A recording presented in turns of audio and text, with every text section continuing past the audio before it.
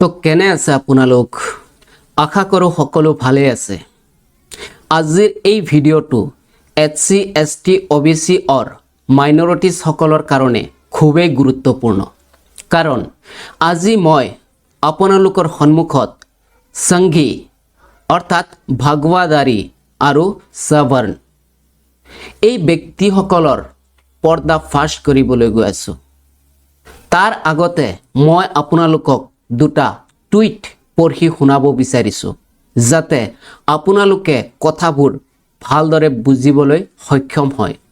हंसराज मीनाई लिखिसे, हरिद्वार धर्म संसद मामले में गिरफ्तार कट्टरपंथी धार्मिक नेता यति नरसिंह आनंद को महीने भर में जमानत मिल जाती है, लेकिन हाथरस गैंगरेप को कवर करने जा रहे केरल के मुस्लिम पत्रकार सिद्दीकी कप्पन 1 साल से जेल में हैं। सरकार, पुलिस, प्रशासन और कोर्ट पर तरस आता है। ইয়াত কথাটো হ'ল ইয়াতি নৰসিংহানন্দ এও কোন হয় আপোনালোক সকলোৱে জানে।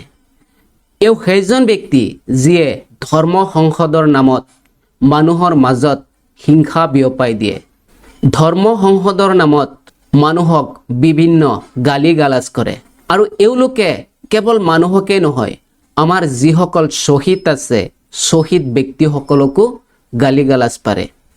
এইজন ব্যক্তি ইমানবোৰ বিষ বিয়পোৱাৰ পিছতো যদি জেলৰ পৰা জামিনত ওলাই আহিব পাৰে, তেতিয়াহ'লে যিজন ব্যক্তি সিদ্দিকী কপ্পন তেখেতে হাথৰছত যিটো ৰেপ কাণ্ড হৈছিল, সেই সৰু ছোৱালীজনীক জ্বলাই দিয়া হৈছিল, ৰেপ কৰি কেনে সেই ছোৱালীজনীক কাভাৰ কৰিবলৈ গৈছিল, কিন্তু তেখেত এতিয়ালৈকে জেলত আছে। কিন্তু মোৰ বিষয় এইটো নহয়, পিছলৈ গম পাব। আৰু এটা টুইট চাওক। दिलीप मंडले लिखी से, दुनिया में कुछ भी कर लेना पर इनकी घड़ी पर मौत बैठना, पता नहीं घड़ी इनकी क्या लगती है, जाने कौन सा रिश्ता है, हेलीकॉप्टर पर चढ़ जाओ चलेगा, पर घोड़ी की बात आते हैं इनके अंग विशेष में आग लग जाती है, जाने क्यों। आसलते এই ঘটনাটো আছিল এজন দলিত লৰাই বিয়া পাতিবলৈ গৈছিল, যিজনে ঘোঁৰাৰ ওপৰত উঠি কইনা ঘৰলৈ গৈ আছিল। কিন্তু তেনে পৰিস্থিতিত সেই ল'ৰাজনৰ লগত 100 জন সুৰক্ষা কৰ্মীক নিয়োগ কৰা হৈছিল। এতিয়া প্ৰশ্নটো হ'ল, যদি এজন দলিত লৰাই বিয়া পাতিবলৈ যায়, তেওঁ ঘোঁৰাত উঠক, কিবা হেলিকপ্টাৰত উঠক বা হাতীত উঠক, ইয়াত বাধা কিহৰ? এইটো কেৱল আৰু কেৱল হিংসা মানুহৰ। নিজকে যিসকল ব্যক্তিয়ে বহুত ডাঙৰ বুলি ভাবে, ভগৱান বুলি ভাবে, তেনে মনোবৃত্তিৰ ব্যক্তিসকলেই এইবিলাক কৰিব পাৰে।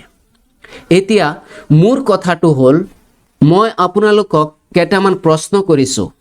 আপোনালোকে ভাবেনে যিসকল ভাগৱাদাৰী আৰু সুবৰ্ণ আছে তেওঁলোকে মুছলমানৰ মছজিদ মাজাৰ কিংবা হিজাবক লৈ তেওঁলোকে আপত্তি কৰে?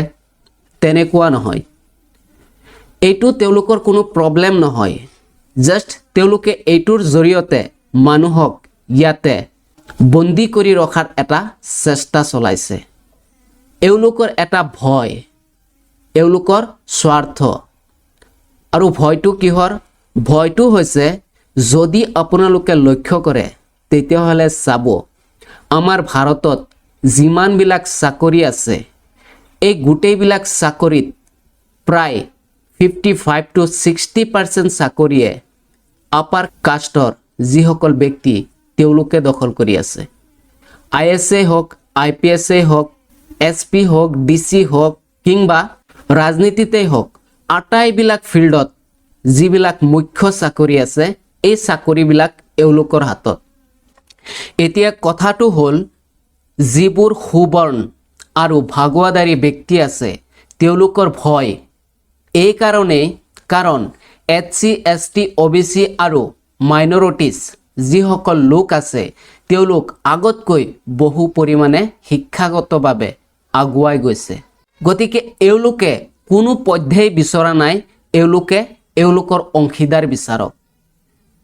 যাতে আপোনালোকে কোনো অংশ বিচাৰিব নোৱাৰে তাৰ কাৰণেই চুৱাচুত, দলিত, মাজাৰ, মছজিদ, হিজাব এইবিলাক ঘটনাত আপোনালোকক বিজি কৰি ৰাখে।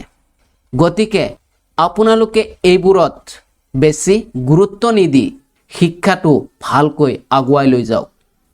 এওঁলোকে যদি কিবা বস্তুক লৈ ভয় কৰে তেতিয়াহ'লে সেইটো হৈছে কুৱেশ্যন। তেওঁলোকক যদি চকুত হৈ কুৱেশ্যন কৰিব পাৰে, কুৱেশ্যনৰ জবাব দিব পাৰে, তেতিয়াহ'লে চাব এওঁলোকেই মেকুৰীৰ দৰে হৈ যাব। নহ'লে চাওক 90% ব্যক্তি বহুজন সমাজত থাকে, অনলি 10% ব্যক্তিয়ে গোটেই ভাৰতবৰ্ষত ৰাজ কৰি আছে। আৰু এই 10% ব্যক্তিয়েই হিন্দু ৰাষ্ট্ৰ বনাবলৈ বিচাৰি আছে, যিটো কেতিয়াও সফল নহয়। গতিকে যিবিলাক কামক গেৰুৱাধাৰী গুণ্ডাসকলে গুৰুত্ব দিয়ে, প্ৰাধান্য দিয়ে, সেইবিলাক কামৰ পৰা আঁতৰত থাকক। লিডত থাকিব তেওঁলোক, কিন্তু নফচে তেওঁলোক। ফচিব কোন? SC ST OBC কিংবা মাইনৰিটিজ ব্যক্তিসকল। গতিকে আপোনালোকেও এই বস্তুবোৰ অলপ বুজাৰ প্ৰয়োজন আছে। অলপ বুজি লওক। যিমানেই চেষ্টা নকৰক কিয় আন্দোলন কৰাবলৈ, সংঘৰ্ষ কৰাবলৈ, সেইবিলাক কথাত কেতিয়াও ডুব নাযাব, ভুল নাযাব।